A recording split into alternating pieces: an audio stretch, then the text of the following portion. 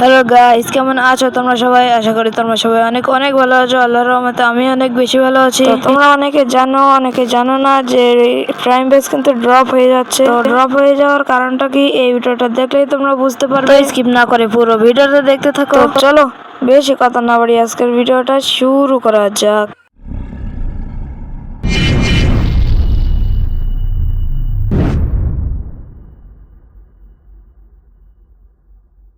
তো তোমরা প্রথমে প্রাইম বেজে চলে যাবা। প্রাইম বেজে যাওয়ার পরে কিন্তু তোমাদের যেই কয় প্রাইম লেভেল থাকবে ওর থেকে কিন্তু এক প্রাইম বেস কমিয়ে দিবে, এক লেভেল প্রাইম বেস কমিয়ে দিবে কিন্তু তোমাদের। তো প্রাইম বেস ড্রপ হওয়া থামাতে গেলে তোমাদের 25 ডায়মন্ড টপ আপ করতে হবে। 25 ডায়মন্ড টপ আপ করলে কিন্তু তোমাদের প্রাইম লেভেল যা ছিল, মানে 8 থাকলেও 8 থেকেও যদি তোমাদের 7-এ নামিয়ে দেয় তাহলে কিন্তু তোমার 24 ডায়মন্ড টপ আপ করলে কিন্তু তোমাদের 8 প্রাইম বেসে নিয়ে চলে আসবে।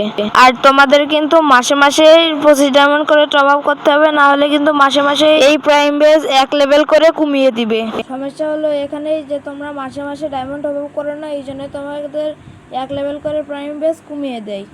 তো গাইস, এই ছিল আজকের ভিডিও। যদি ভালো লেগে থাকে লাইক করে দিও একটা করে, আর যারা এই চ্যানেলে নতুন হয়ে আছে এখনও তারা 100 করে সাবস্ক্রাইব করে দিও, আর পাশে থাকা বেল আইকনটা অন করে দিও যাতে আমার ভিডিও তোমাদের কাছে তাড়াতাড়ি পৌঁছে যায়।